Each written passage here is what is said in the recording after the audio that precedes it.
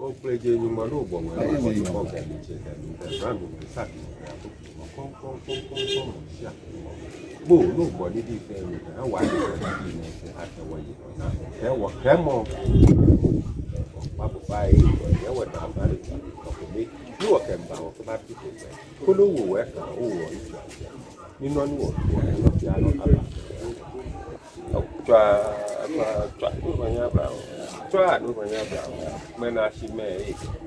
na shi ju ni ma ju na ma ju au obo lo ma wo obo lo ma wo obo lo ma wo ngbe meshi o wibi o hui tondo mbi tondo mbi ko aloko dia olangla ki olangla au tete ti agbe o se suri amasro o ja ti ye mo ko fe o ja ti mo ko ni bola ti himau o ko no himau ko ko do himau ma ko ne ma ko ma na ku ka himwe na ko he mama anya ga srobi au odo ma shije ma shije ma shije won bi ugba yin wo choko se bi blu to ni won bi gbe ninu ni meji shin ame hawo ni won ye wo bi o kan shanko dia po afuta ti bi achete ni ko ti jowo gbese jina du na du ji gbese ni jowo awu jaja ba ti jowo ní ahunu kukuru ja fama jo abasa pa jowo na fie yo kupo na fie yo kupo au na yombo ka san fre pompo no jina panta na bisa anu ma kore una te na yombo jowo o zabusu matre ni obu kata maso be ma na ebu mo ni bialo na jowo kusi eku jowo ofojo jowo ogba mi jowo okumaga jowo robudo ya jowo amano jowo ni kweku asante ohinta ni no nita hin na jowo ofi akroma jowo okusida de okrebishi jowo akutia frama jowo samame wa jowo o se kwa mi jowo se ko fi jowo so ma to kokosechi bibi ni oto obodo na jowo se nkumi jowo o tante hun jowo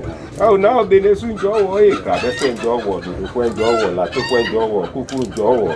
tungba jowo na muti apufe jowo na ko le abuyu jowo dan tu jowo sakuma kasele ku na jowo au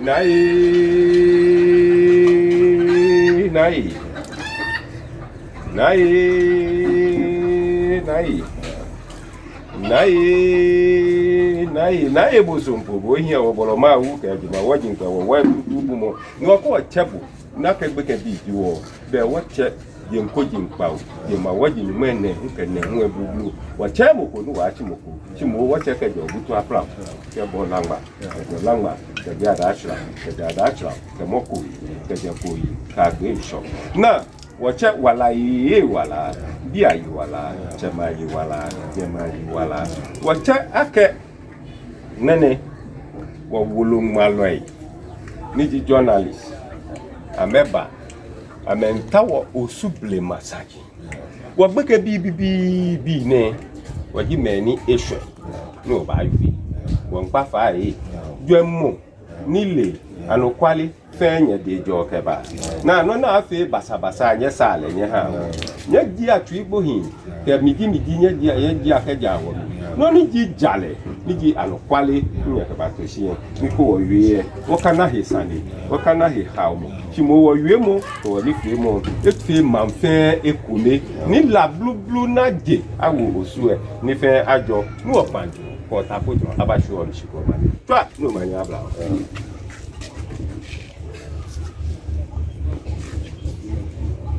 Chame, on papa ni ha shi ajo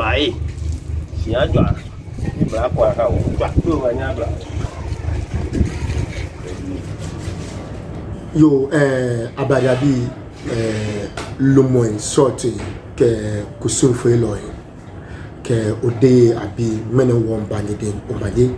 wala ka dum madumo na ni fanya ye otogba denche take boni ne lemu kaji iba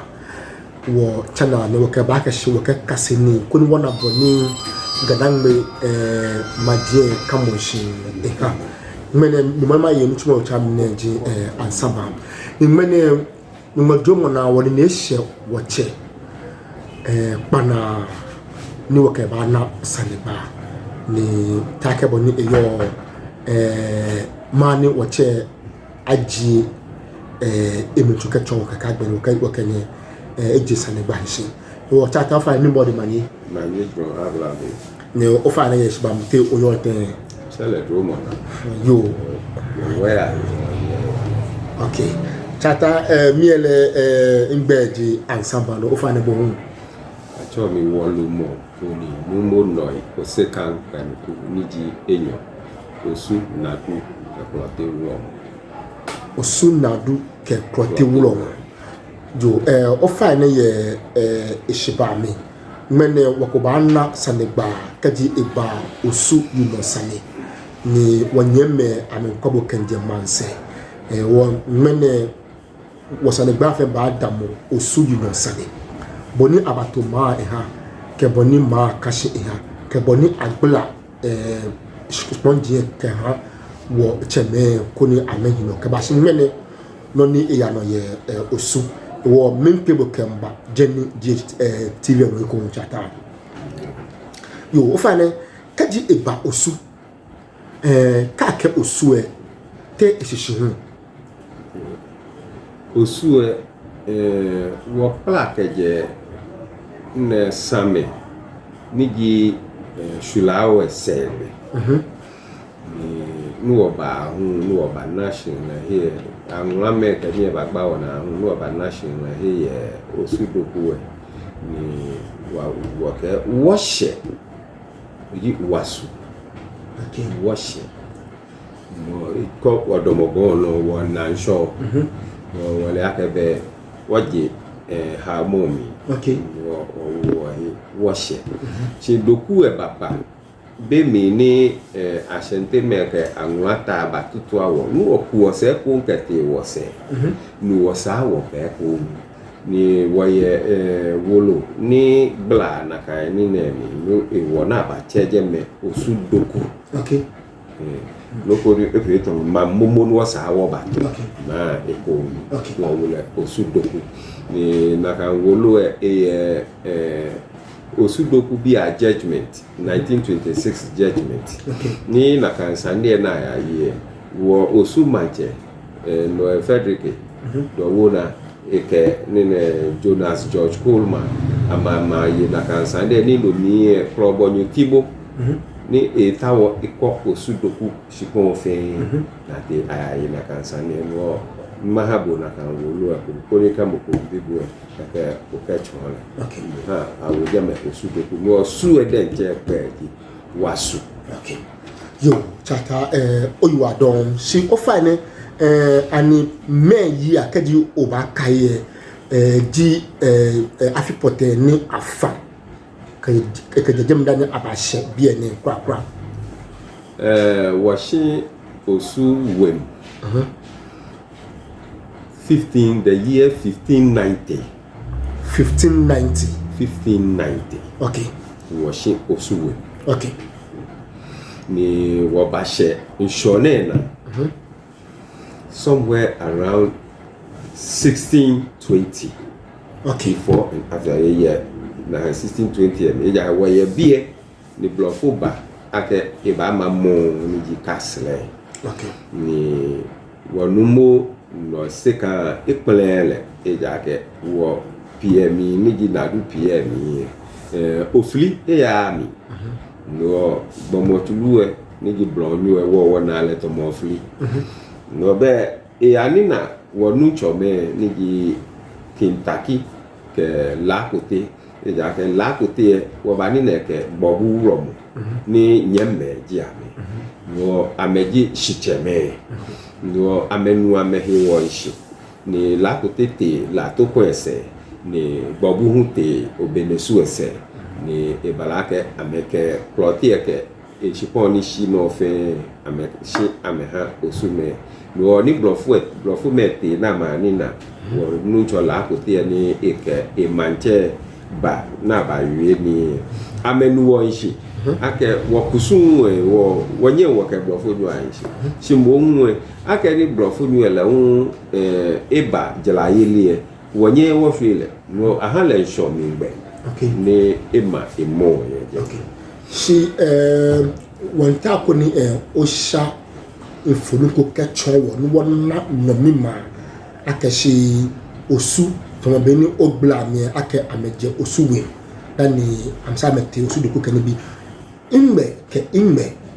ni amechomo na ambashe bia ni me dibo alo gbe ni taji okayo ba ko no o chita ni mene o ba na lela ka shi cheme yi bia ne ameje bia ami bia na namba bia pra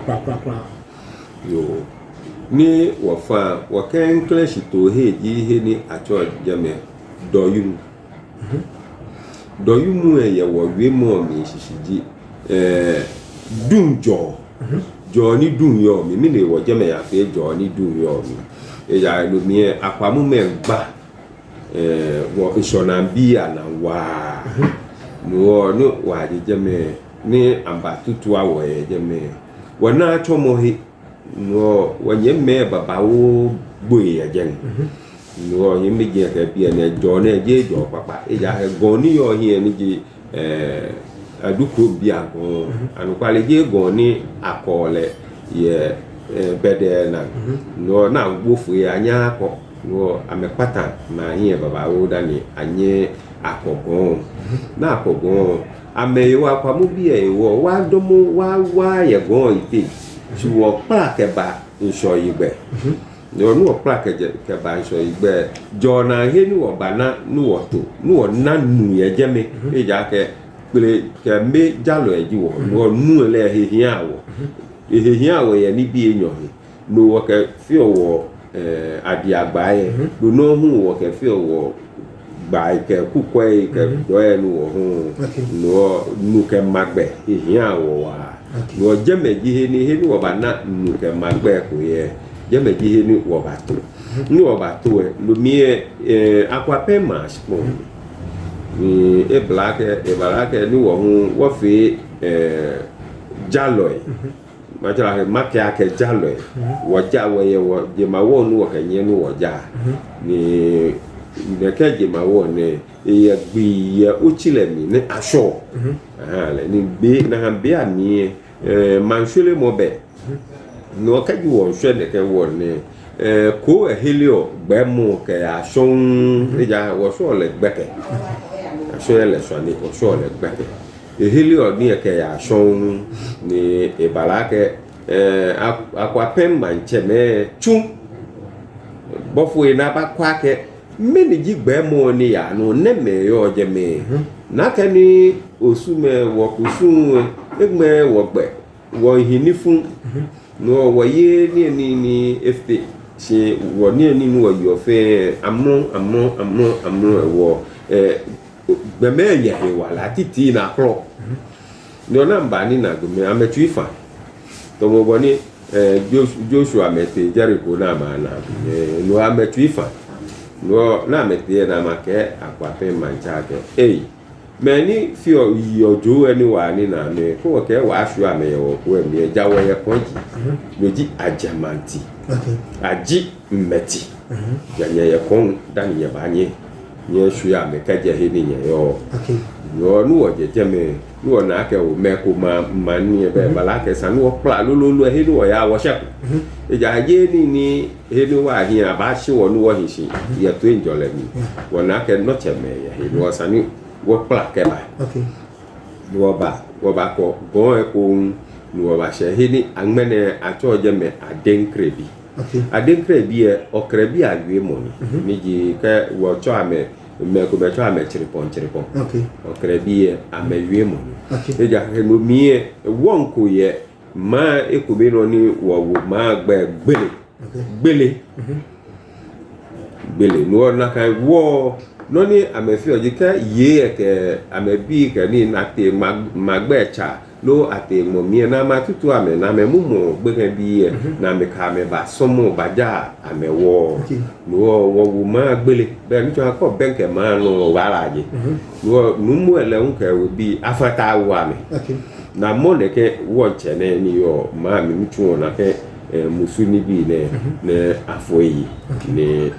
amapa na kan ni femo no ibango akwa pemme ni benke wo ibango amina no ni ameke wo gbe ye hini wo yo ake ade nkrebi nuku immo moko no nuku ye ni mo moko no bo fi abo yoju ha nuku ye ni mo oji ade nkrebi no ade nkrebi ele osushi correspond deje okay yo abade abilo mie ni wache gbalbi mi kan choro yeni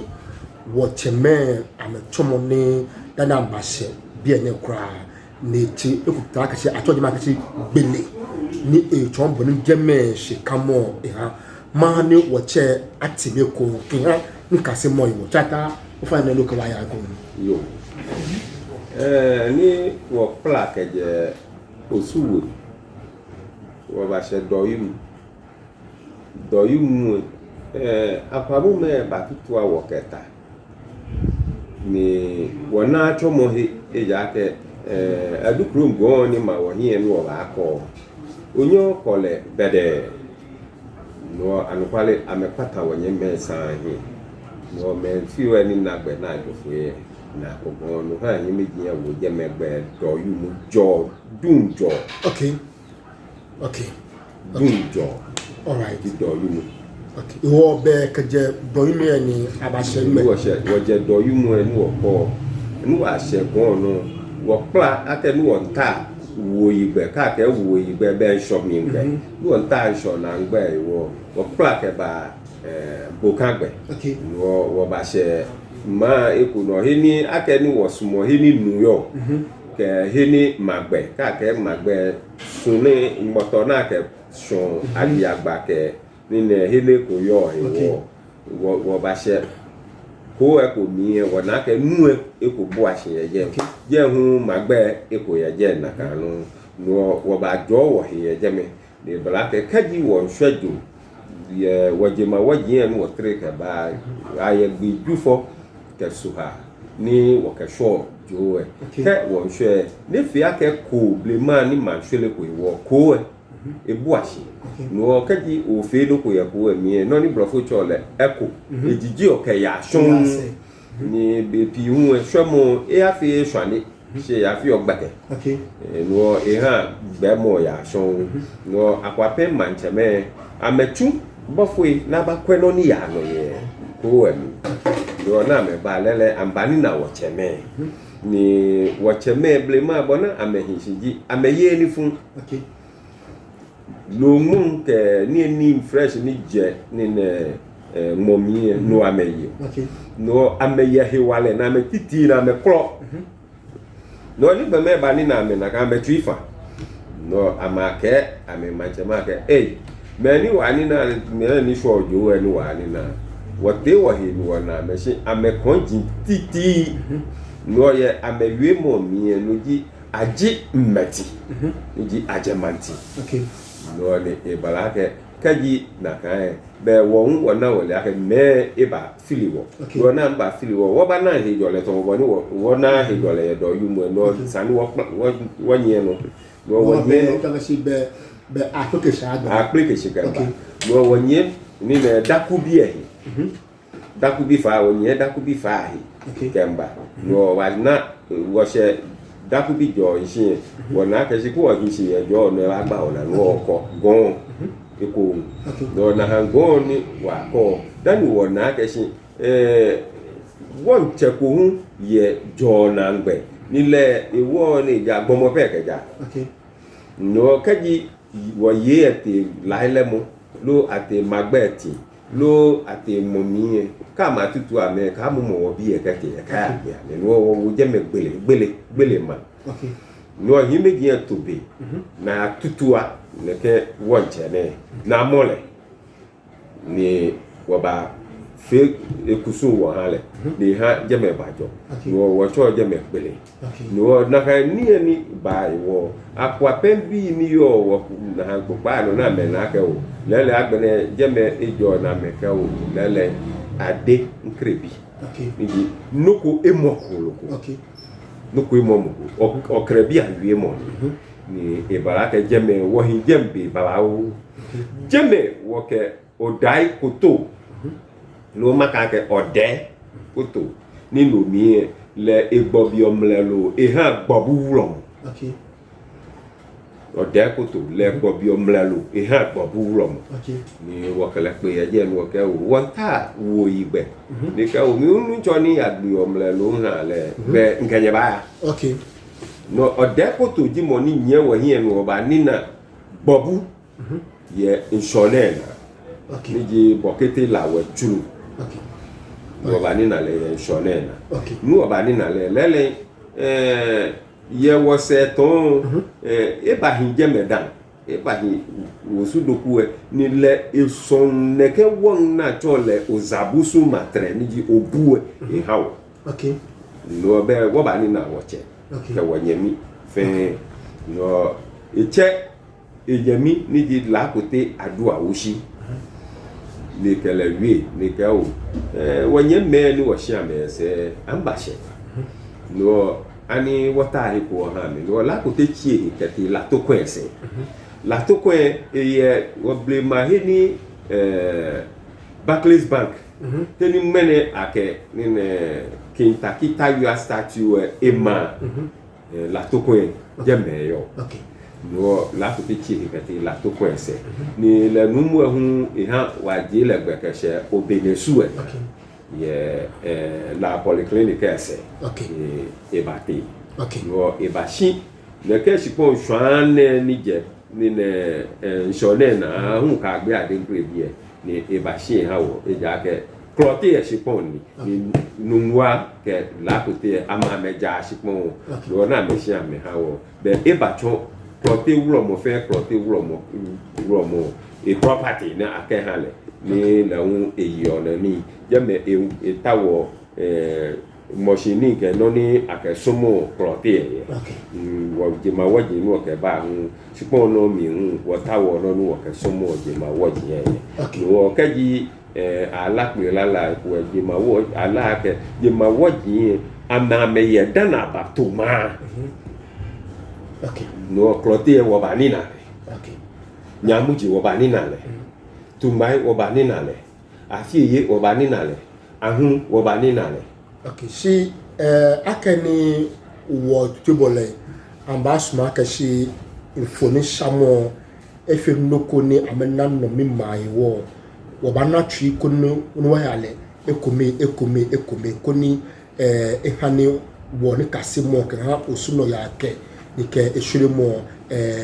afenyam ofa ne ye esiba mi ni afa keje gbele ni okacheme ifa ni aba aso name cheme ani name ni nie osuma nye ke ba se bi eni ni wo ba se adenkre bi adenkre bi jona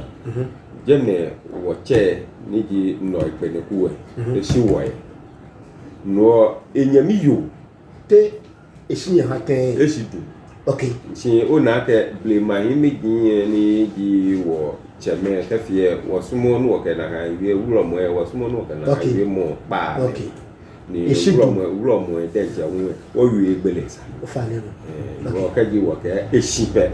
ono no ja ke be eje wo te okay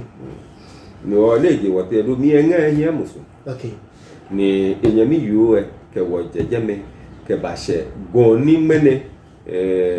game wo legbe ajangote jeme abafo note doku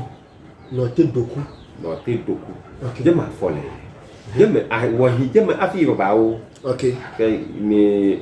wo mamoi akrowa ke ni ejen ni ake ni numu e to fache ni wo enyemme tete na ku meke ni efe aye no to fa le atu okay no ni neke no te doku ne lehun e ba tun to fa che na kan no no egbe ba hishi no tumo titri ni no mi e to fa titri no mi e tu oje etele o me egbeshi ye egbeshi mi kwaji o fo ba fo okay no ka mo ko nta bi e ka ke ya eja no te je ni agbene hu e acho wo lasun lo mimi wacho wala sule ha to no woke sheli ola ni woke sha magbeke ni ne agribis no fio no neke ha to ne ni wo sha ni no ke al he ha to agbona ke machina wo na la nyumo ba nye ne bo fia bonji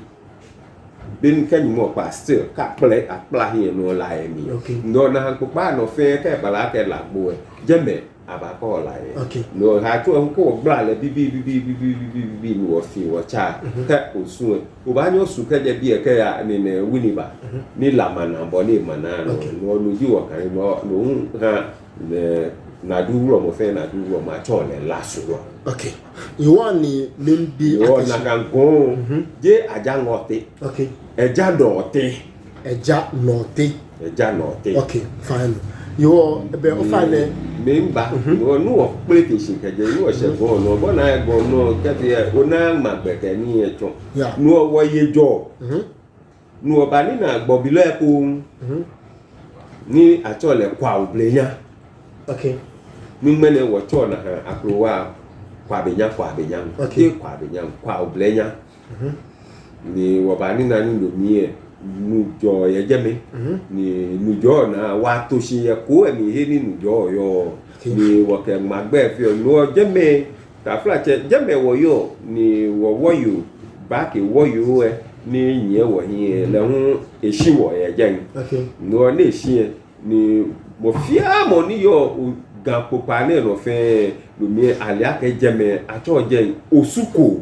mene bese bi e wo je ngbe musuko osuko try to jeme osubi osumash okay osuko ke ha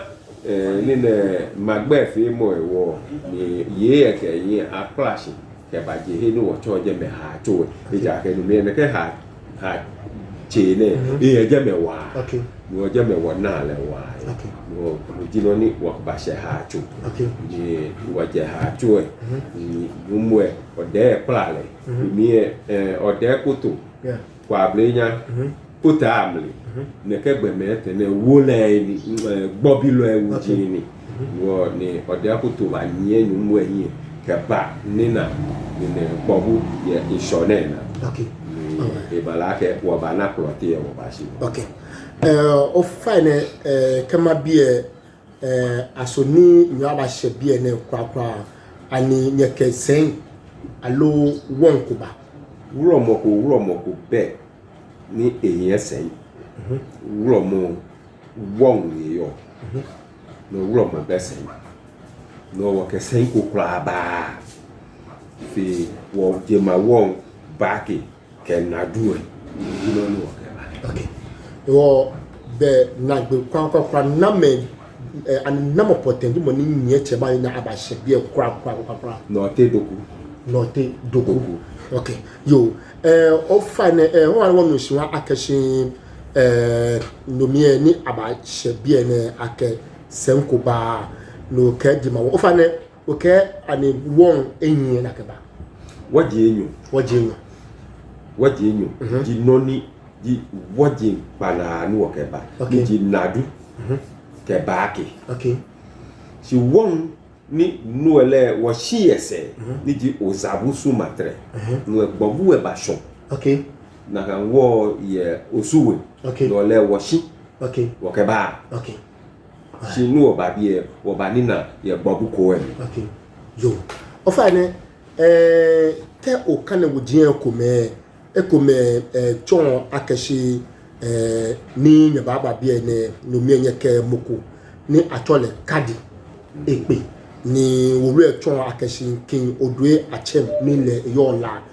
na kan ne ke kadi ne echun ni ke ha la manche ndi kin odue achem fa ne me anokwale yo na kan sane anokwale keke ni yo minji wo ke odai koto ji moni wo ke pe ni le ji moni gbobi omlelu ha gbobu ni ji bokete lawe okay le gbobi omlelu ha le okay le ekewoba nsonena se kadi e na tun je mokoni taflache ejela lo ejanu lo ejahipo ni wona ka ke osu kadi boy ni da bi da ebem chi osu e wo kusu nu wo ye ni ji na du kusu e kadi ta flache obawe yo ye wo sate ni yo e afiko le dipo lo non wo cholo to fo e o tomla ni nyomo na ba bobo e kokwe na ye ja oho o si afen me wo ebalake me ni je gagbe ni ji amacha we bi ni ba ke blacksmith ke goldsmith na me ke ba ni ne blofo me wa mo ye mo mi amena wo oblaye ni ke amena wo oblaye amena ma ke tafrache amehie fo ja ke fufo ojule no ni kaji afi kusu hu no ba ni na oblaye ni fufo ojule no amecheche oblaye awo san ho na jofu ashin gbe bi ye okay no e balake cheme kaji na kan plan bile ni afo bo fia bon ye bile yo any for bile eche lo eni bawo gbe ni akeshi ni aliake eche ifata ibenadumi ewo ha le gbe ekoklo tomo gbe ko tomo bano numwe niji noye esablan niji anoban na chole sese na wole bano leji anoban wo wo gbe ko na chole ado keni eja ke no che do freshi no keni ni wo gbe ko no chole norte norte si ake norte bonan atfina na ke yo for yo bi ni no wo ye sabla ko ye osune ni eha wo nye me ni yo ajimanko wo cha me ajimanko ye for ye abi okay esishine okay yo chata owa don akase obla mi wonu sagasi je manche odwe achem le igbabulo ko ni le ehere ne tron ke hala jimbo ni ekenya babie ne o fa ne time ni osume ba se bie ne ani nomi amba na la me ye bie wo ba ni na la ntagasi supon kashi wo ba ni na la nuwa me wo ba ni na okay ni inwe kenkra di ye ni nya ato mene ne hinu wa to e wo che o je me wem shishi niji shia wo shia eshishi kwe di je me ye heni mene wo je ma wo niji na duwe pie ma je me wo bato wo julete ano ye je me niji ma wo hu ma jo okay o fa ne ani ni nye ba na me ko me ye bie because wo je ko me try akasi ndo bie peshi bie ye bie ne ani ba na me ko me bie kake peshi bie be plebi ni plebi enu wa me okay ni je na me ye bie na me mamotwi na me yo mi yeah si ameba namba fi amekusunwe afina ekate ke noko ba ni sake aba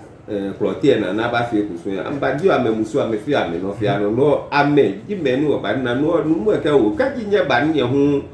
nya telewe ko di nya hu nya ja je ma woji ye be woji ma wone wo ba wo nya de okay akake wo yi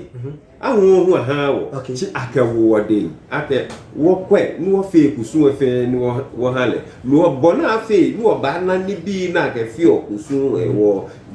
na ha kloti e sipon ni ka shi fe na ke ha okay na du ro mo okay si ma bibo saneko ya bi ene ko ni wo kwe heto no ka ba ha wo ncho akashi ni nyemba nyere nyeke nyejima won e ba ninji na du ke bake ye kameba noji nyenno o fa ne ma bi akashi osume denche dame bi dinya alo je dame bi dinya dame bi kro jiwo okay ntu danga si nye ye min po independent akashi dame bi jiwo okay mini cho akashi dame bi dinya wo gbe ni wo kusun ni wo feel wo lala ni wo la wo ye me ni nadu eji pele back here jimme no ele classifications here wajamo okay we ke wo ba the religion of the traditional religion ni no agbene wo anyo bla no say in one time medieval history okay no we me wo ye ple okay no neke wo jamo ne no jino ni wo jani ni ne ye adangbe wo wajamo tu many okay okay o wa don kem dam ntwa kashi be nye banya fio nye kusu akashi depo no nye fio pepe wo chole otofu okay fine okay no wa make clotier ni hanye o fine ma bi akashi ani kaji e ba lo mo ni keke ni atole clotier wo mo ani akale tenu wa alo te atoni bi e matin dani mo ba ma chon clotier wo mo Monique tena to le clotier wo mo akale nu wa ija ke jembe ji he ni je ma wo je fe yo ye ko emi no ka kle ya ajen na ba ju ahale aba ju klo mo ba ahale ni abola su ni atole je ma wo na ke wo ede ehe klana enye ye clotier wo no akale te yen le bobuwe kelete okay ya tu kusu hale dani ke wo ba we nto akeshin be nye ba dane akaba hanye kra kusum ahani moko ahanye alo nye hamoko moko ni ye no oh okay le no akete na cho la ke je ma wo ene nu ke ha bo e klana ji neke beji be na jale bo na jale ne nto akashi na do wuro mo I initiate le ka say esi ba to kole wuro ba to clotier wuro no le bomo ko metu le ji clotier wuro mo le ji na do wuro wow ni biane mini ke won kwe ane a separate alone ka heno pamo ke bi ha me bi na clotier ake benu peji wo won wo yo si osunyo klon na du for mo bi ni okay tomo obaya kuma se ni obaka o ya shente manche ni ne weku mi abaka e wake oyoko bi ni aye bretio bi okay wo hu wo dangbe bi ye nu oba wo hu nadu meji wo okay wo nadu osunyo nadu for mo bi okay fa na ke e ba osu e ne wo dede Dabi wo dede ya posu Dabi that's nye gbe ekun ye wo gbe very peculiar ni me gbe ni ke onu eto akese me le je osu God no che abi ke bi abi God ni onu noi na ku adumwa be onu osu gbe note note okwe onu osu gbe okay shome asioko asiokai be onu osugbe okay leke gbe ne anu ba ko ma no mi akasi ekome jemawa gbe na lo jemawa gbe jemawa ji agbe ni denche ni gbe wo gbe okay yo ejake woji no shikule the no family nu woje grandpopo ba je po ye ni ne lu ha okay wasu okay yes she ofane yani washe ne kaji okwo ye life o nakashi wakanum e nasale ba koni enatu ne egbla ino sanje ne kato kaji eba osu ni enele natu din yagashi pagoda ni ba botimi odogba koni numwe egba ne ikacho numo ofane ye esba kaji eba osu shikamo ke boni no gba me kacho wo ni osu me ba ni ambana bofo me ye die wo ba ni na adofo me ni e ba no me wo ba ni na amako kasle wo ba ni na adofo me wo ba in the early 1627 wo ba ni na adofo me mani makake about 1615 ke mo 1620 ni me wo ba sheshe ni wo kekleji weku ni mapie lo no na chole bachu ye nshone na kaja dan ka gbe obutu apla obutu wo kenkle wo magbacho ke o gbele ni le MJ Fields wo lo e. Okay. Page 96 ke mo 98 ke mo 99. Okay. Ke omo ona ikolo kan ye no ne papa wa nyo challenge fo ni e wo lo e. O fa ama kan ni wo kwe yembe okay.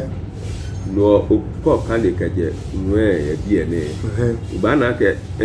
waje shi ke ba bi okay okay yo abada bi akeshi won ta onu kase ni wo mi so odugba iwo ewolo na ni iye wo che CC Randolph hello MG Fields yes MG Fields original book and the original photocopy social organization of the Ga people Makani chapter 5 kaji oba paragraph hello page 196 page 196 Makani second paragraph the Osu people came from Osudoku in the Krobo district, and Odai Koto gave them a site to the north of the present Osu. Yeah, they were skillfully potters and traded their port to the Accra people who were still on Okankwe Hill. They had a famous port market in Osu. They arrived at Osu under the leadership of Note Doku, the Wulomo of their chief god Nadu. They found some patient worshippers of the lagoon, Krote, still in possession. Moje ajovi je kolena ne ba wo Krote egbe hawo. But these people soon departed and handed over the worship of Krote to the newcomers. Though and Osudoku family thereafter supplied the Krote Wulomo. Krote, like most lagoon gods, remained the landowner, and the Krote owner Osudoku shikwelebi ni ajona to Krote Wulomo. Moje moko keke. Okay. And the Krote Wulomo is to this day the nominal owner of Osu land and has still a special share of town revenues. No, J Manche. J Mankalo. Fine, Washington, Jemmy. Abadabi, Keji Okweno ni Nkanine, ha nomima ni chon boni shikamo yoke me ni me shikwenbi ni babato ma ni pe no ni Nkanie chon akashi. But basically, di nungwame. The evidence said ni inkani ye wulure mi that to akashi basically di nungwame. Na me na hand over. The wa gbe be numwe abene yeah. Okay. Obi wulomo sa. Kaji je nadu wulomo jibuo e. Onye oye Krote wulo. Eja ke nadu wulomo le batoshi dani akeplote ewede no ka batobo wulomo boya Osudoku Osuwe ni ajua ha wulomo na fi okusu ha le kaje mebe o tienyo plan kaje tete ncho ke nadu e ichu eje meyo ndake mene ke wotele Osuwe no ba ni na le jabla wo no eje. Okay. Yo abadabi noni numwe eyo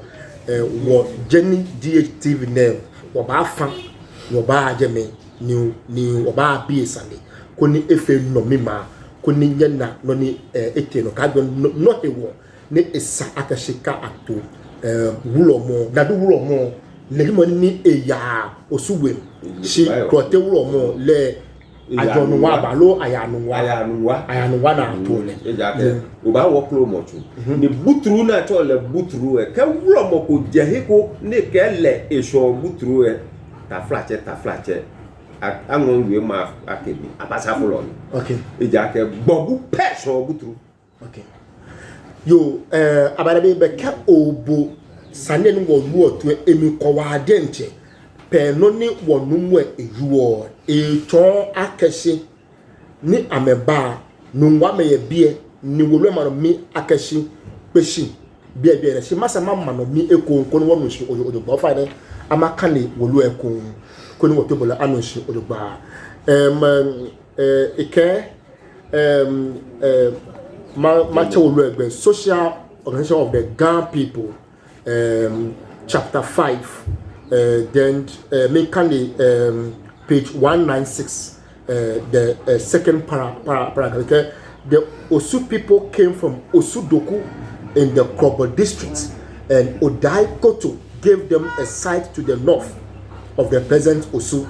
They were skillful potters and traded their pot to the Accra people who were still on Okankwe Hill. Your team in Dekadi. Yeah. Okay. And they had a famous pot market in Osu. They arrived at Osu under the leadership of Note Doku, the Wulomo of their chief god Nadu. They found some patient worshippers of the lagoon, Krote, still in possession, but those people soon departed and handed over the worship of Krote to the newcomers, though an Osudoku family thereafter supplied the Krote Wulomo. No, but Osudoku family about supply Krote Wulomo. Naka money about feel a Krote Wulomo, but about you, Osudoku. Okay. She in how no do an Osudoku family thereafter supplied the Krote Wulomo. Krote, like most lagoons gods, remain the landowner, and the Krote Wulomo is to this day the nominal owner of the Osu land and has still a special share of town revenues. Osu constitution. Okay. Okay. No ha shishi je nke ka flache wo bata bie ni wo ba ka ke moko emali lo ta flache moko wie moko ne wie ehi chimo wanta ni wo se bi ni ba wo se amena anu kwale ko ni wo ma miji he ko ni ma ajo yo be kaji obowo ebe obowo to won na no mi mako akashi le na dubulo mo naturally ni ahandike ha me agbene automatic eba ba chon Krote Wulomo yo chata ye be bi ene wo benoko tamo kinka alo Ashanti bi ene be wona ga se meme ni ba amedi Osuwen ni ambasheshi ye bi ene ni wa musa akashi ye na kada mu abe gbofo me be bi ene supon kashi wo ofa ne be mabibo akaye ne ni wona wala akashi nya ho ni bi ke ha o kankwe yi le ofa ne na ke o kankwe bi na meji ame ni na me yu ame no ameji asan bi e okay be mi ni wo yo akwape godin anu lo mi wo benka okay be mi ni wo ba ha to ni wo ke ni ne nkwantanam bi e yo jira ka abure bi e yo jira wo benka shiru wo pleke shite ba bi e ama me ba mba he oni bi e okay ni ofa o kankwe ne hills ne no din ayewaso e no di ayewaso e oh wow no di ayewaso interesting ofa ne be adore man bibo sandine no hami eto akashin beke one na akashin ayewaso ameye okankwe hills ni nyon ye bie ne agbema bibo akashin name kashipon eha brofo me ni amema kasele yo anu kwale ni wo nadu me wo jema wo ehin ofli okay no ofli bote wo piemi no ebenke wo eba wo sate mu no di brofo me ba na meta wo hine ameba ma mo ye ambani na Krote Wulomo ni jinadu Wulomo okay no epele ame Friday, year. That was around 1615, 1620. Okay, in the 16th century. 16th century. Okay. No, epele ame. No mie Usher Fort, James Fort, ke naka jeng beni ne ameheshi ya jeng. Okay. No be amanina niji Kentucky ni Kentucky kame anina la kote adu awushi niji shiche la kote adu awushi ni ka o gbeme ni oje wonye men wo be wo baya no ka ma awi ko ni wo pa ke abak me na me hanye no Kentucky ke la kote adu awushi e fe ke klote wuro mo ni na du wuro mo batashi ni wo gbla wo kusu mi wo ton ame na me na ka o dabi esa na fiti okusu no blofo ko ba nyo mo tu eye nu e temba fi o elu le ayi si wo sipo no le wo ja wo ye bi wo ha bo na kan gbe okay no ha blofo ke tei je alata okay keba no mie amema keta mo okay na mema togo gbe mo no ameke alatabi e tuni no na alatabi e ni virio lele ni ameno ametelio tafra che ko ta do mi ye bale ami pente ye bale ami cement ye bale ami no ka kelele alo amelie alo de ma avance ni akelele lo okeba na ke ba chin short he ni amamo ye do mi o mo kaji mboko ete archives ni akwe Christian Broadcast le boni idale yo manyima ka ke do idale ndi na ma de je ise wo hia na idale okay ni amaye nu ete no amekelele pleke yo keba okay no monko ni wochole ni Richter Forte digi wo suna wochole tolomo ama ni ajosu se da na ma okay ija ko wo pele ame na ame ma okay na ajosu e da na okay o fa ne ani ninye ba shebie ne ani nye ba nina apart from Clotier ani saje ba na jema waji konkome alo won kokom sa ba foot jema waji ni wo ba ni na fi akenka le job yeah afi eye e mashiobu wo ba okay obu nu e wo ke ba shi wo ba ni na le ye bobu ko e mi okay ija wo shile o zabusu matre wo shile e ye wo sate shi wo kele ba wo shile okay shi wo ba na le bobu ko e okay ahunu wo ba ni na ye le jije ma wo jin o chame okay sorry je ma wo jin o chame okay wo ba ni na le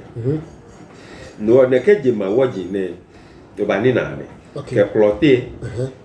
nyamuji okay tumbai wow oche tuma mini jesu je tuma tumbai pa boni wa e kashi la hu egbe je tumba na cho ye gagbe je no okay no mi ake fa ko na to le tumbai ayi eyan osu je tumba ayi baby okay ni ta flache anwata no te waka yi hu ba bi okay no waka yi je bi ke ya hu okay no tumba na to o si kwehe o si tamo he heni ta flache ona o koji ano job ye ja me wo yo no okay ngo belumi okay ngo ya nyamuje okay okay boss ofane no mi o bla to mami ke gani o ke bua ke ntumba no ne be esita mo hehe ni ke ta ni koji ano jole e be ha o mo ko ye je no di tumba ni nu oba inso na wo ba Clotier ngo ye nyamuje ngo ye tumba ngo ba no jino ni wo yo wo no koji ano jo wo wo tumba okay no je tumba ni akenye manche ye heko okay no tumba ayi okay ofana no no woni mi bu na kan ye wo re ko ton akashi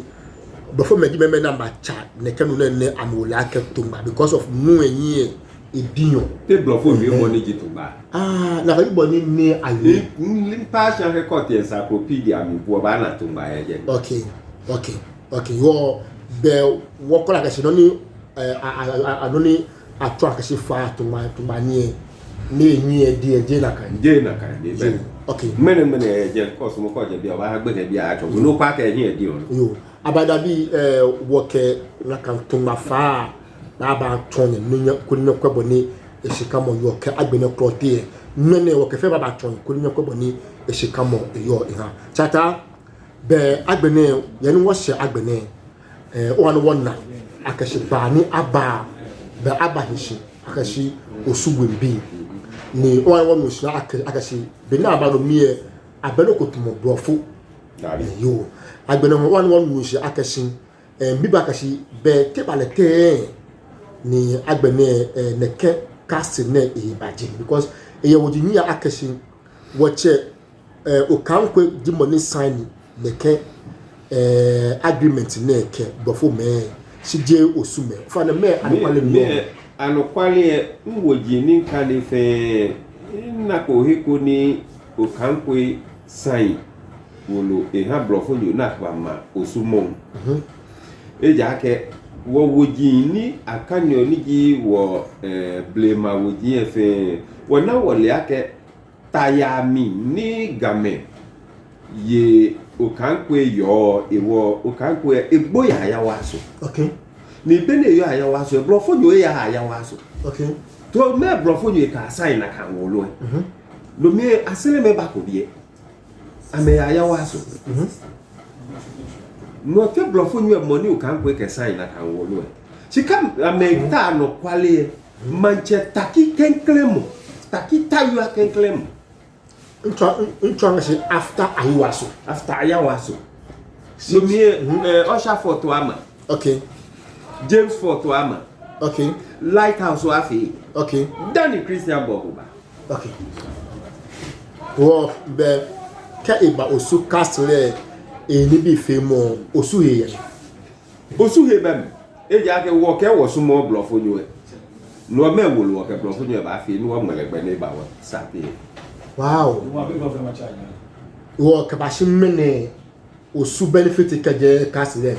mi ni wo na mi castle mo na ba ma aka pata wo gbeja no to ke wo ko sun so to ani eja ke na ma castle ni pa mi kuma hu ba ni ba he independence ni bala ke be ke je me ba fi shin na no ke je ba fi shin na be sane ile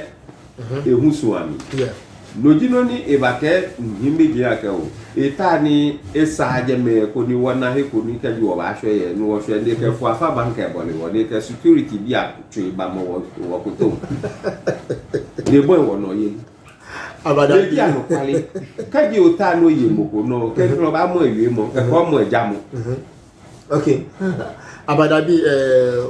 wo ke ko ba fe mo shi on a serious note kaji eba osu castle ma osu me bene why bene kabashi mene ho amenako ise sense ana independent kabashi mene ni kabu you on am move government move from bene kete Flagstaff House she still no one ya ma be numu sanekoshi no ele pa for sit down no mo ofane na na wo ba share the structures of osu ni osu Babie ne as one people. Yeah. She be at one like she kadi eba structure say ana kinka ana ashanti. Bentwanga she be memblamo eba junwe. Ofane yes bam te balete ni neke structures nye eba bote osumi. Yo kenkle mapa inyeme gameke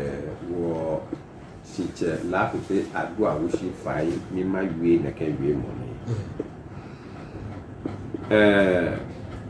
meme ni atwa me akam bi lo me ni yuo fante wo na dubi wo ka me ebo kenkle no ni wo no ka me ebo wo di ta flache amefo ketia ni wona duri e won hina kan gbeme no ni jenyo ameye ashin amotofo wo yi na kangame no ni jete anokwale